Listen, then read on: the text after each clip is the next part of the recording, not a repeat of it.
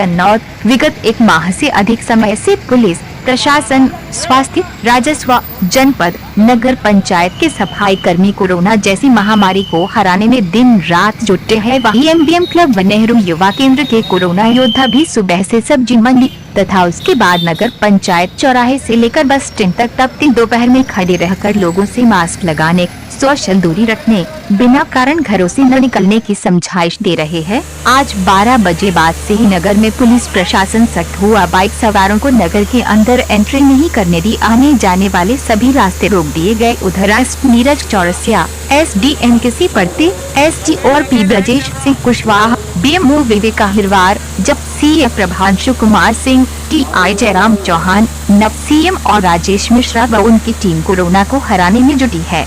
कन्नौज से श्रीकांत रोहित रिपोर्ट।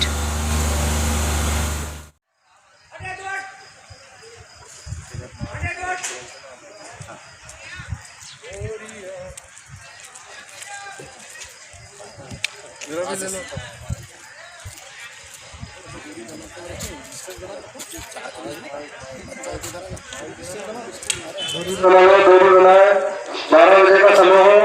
उसके बाद पूरा मस्जिद वाली गली से बाईपास पे चले जाए। नगर कन्नौज में गाड़ियां प्रतिबंधित है।